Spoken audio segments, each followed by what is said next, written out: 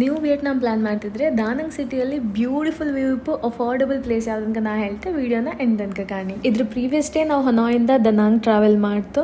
ಇಲ್ಲಿ ರೀಚ್ ಆದ ಕೂಡಲೇ ಇಲ್ಲಿದ್ದು ಸ್ಟ್ರೀಟಲ್ಲೆಲ್ಲ ತುಂಬ ಒಳ್ಳೆ ರೆಸ್ಟೋರೆಂಟ್ಸ್ ಇದ್ದಿತ್ತು. ಬೇಗ ಹೋಗಿ ಡಿನ್ನರ್ ಮಾಡ್ತು. ನೆಕ್ಸ್ಟ್ ಡೇ ನಾನು ಎದ್ದವಳೆ ನನ್ನ ಫೇವ್ರೆಟ್ ಕ್ಯೂಟ್ ಡ್ರೆಸ್ ಹಾಕೊಂಡು ರೆಡಿ ಆದೆ. ನಾವು ಸ್ಟೇ ಆದ ಹೋಟೆಲ್ ಹೆಸರು ಸಾಂತಾ ಲಕ್ಷರಿ ಅಂದ್ಕೊಂಡು ಅದ್ರ ಟೆರೆಸಲ್ಲಿ ಪೂಲ್ ಇದ್ದಿತ್ತು. ಅಲ್ಲಿಂದ ಬೀಚ್ ವ್ಯೂ ಅಂತೂ ಬ್ಯೂಟಿಫುಲ್ ಆಗಿ ತೋರ್ತಿದ್ದಿತ್ತು. ನಾನಂತೂ ಸುಮಾರು ಹೊತ್ತು ಇಲ್ಲೇ ಕೂತ್ಕೊಂಡು ಟೈಮ್ ಸ್ಪೆಂಡ್ ಮಾಡಿದೆ. ಎಷ್ಟು ಕಂಡ್ರೂ ಸಾಕತ್ತಿಲ್ಲ, ಅಷ್ಟು ಚಂದ ಇದ್ದೈತಿ ವ್ಯೂ. ನಾವು ರೂಮಿಂದ ಹೊರಗೆ ಹೋಗೋತ್ತಿಗೆ ಒಂಚೂರು ಕ್ಲೌಡಿ ವೆದರ್ ಇದ್ದಿತ್ತು. ಹಾಗೆ ಬೀಚ್ ಹತ್ರ ಒಂದು ರೌಂಡ್ ಹಾಕೋತ್ತಿಗೆ ನಮ್ಮನ್ನು ಪಿಕಪ್ ಮಾಡೋ ಗಾಡಿ ಬಂತು. ಅಲ್ಲಿಂದ ನಾವು ಹೊರಟದ್ದು ಮಾರ್ಬಲ್ ಮೌಂಟೇನ್ಸ್ ಕಾಂಬಕ್ಕೆ. ಬಟ್ ಅದಕ್ಕಿಂತ ಮುಂಚೆ ಅವ್ರು ನಮ್ಮನ್ನು ಮಾರ್ಬಲ್ ಫ್ಯಾಕ್ಟ್ರಿಗೆ ಕರ್ಕೊಂಡು ಹೋಗಿ ಅದನ್ನೆಲ್ಲ ಹೆಂಗೆ ರೆಡಿ ಮಾಡ್ತಾರೆ ಅಂತ ತೋರಿಸ್ರೆ ಆಮೇಲೆ ನಮ್ಮನ್ನು ಒಂದು ಪಗೋಡಾಗೆ ಕರ್ಕೊಂಡವ್ರು. ಪಗೋಡ ಅಂದರೆ ನಮ್ಮ ದೇವಸ್ಥಾನ ಥರ ಅವ್ರು ಪೂಜೆ ಮಾಡೋ ಜಾಗ. ಇದೆಲ್ಲ ಆದಮೇಲೆ ನಾವು ಸ್ವಲ್ಪ ಮೇಲ್ ವ್ಯೂ ಪಾಯಿಂಟಿಗೆ ಹೋಗಿ ಮಾರ್ಬಲ್ ಮೌಂಟೇನ್ಸಿದ ವ್ಯೂ ಕಾಣ್ತು. ಕ್ಲೌಡಿ ವೆದರ್ ಇದ್ದದ್ರಿಂದ ತುಂಬಾ ಚಂದ ತೋರ್ತಿದ್ದಿತ್ತು. ಅಲ್ಲಿಂದ ನಾವು ಸೀದಾ ಹೋದ ಏನ್ಷಿಯಂಟ್ ಟೌನ್. ಇಲ್ಲಿದ್ದು ಓಲ್ಡ್ ಮನೆ ಎಲ್ಲ ತೋರಿಸ್ರು, ಅದ್ರ ಆರ್ಕಿಟೆಕ್ಚರ್ ಎಲ್ಲ ಕಾಣ್ತು. ಆಮೇಲೆ ನಾವು ಈ ಬ್ರಿಡ್ಜ್ ಕಾಂಬಕ್ಕೆ ಹೋಯ್ತು. ವಿಯೆಟ್ನಾಮಿದು ಟೂರಿಸಮ್ ಸಿಂಬಲ್ಸ ಇದೇ ಬ್ರಿಡ್ಜ್.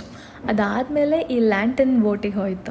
ಲ್ಯಾಂಟನ್ ಬೋಟಿದ ವಿಡಿಯೋ ತುಂಬ ಚೆನ್ನಾಗಿ ಕಂಡಿರ್ಲಕ್ಕ. ಇದ್ರಲ್ಲಿ ನಾವು ಎಂತಾರು ವಿಶ್ ಮಾಡಿ ಲ್ಯಾಂಟನ್ ರಿಲೀಸ್ ಮಾಡ್ರೆ ಅದು ನಿಜ ಆಗ್ತಂಬ್ರು. ನಂದು 1 ವೀಕ್ ಟ್ರಿಪ್ಪಲ್ಲಿ ನಿನ್ನ ಬೆಸ್ಟ್ ಡೇ ಯಾವುದಂತ ಕೇಳಿದ್ರೆ ನಾನು ಇದೆ ಅಂತ ಹೇಳ್ತೆ. ಆ್ಯಂಡ್ ನಂಗೆ ದಾನಂಗ್ ಸಿಟಿನೂ ತುಂಬಾ ಇಷ್ಟ ಆಯ್ತು. ಈ ಸಿಟಿಯಲ್ಲಿ ಪಾಪ್ಯುಲೇಷನ್ನು ತುಂಬ ಕಮ್ಮಿ, ವೆಹಿಕಲ್ಸು ತುಂಬ ಕಮ್ಮಿ ಆ್ಯಂಡ್ ರೋಡ್ಸ್ ಎಲ್ಲ ತುಂಬಾ ಕ್ಲೀನ್.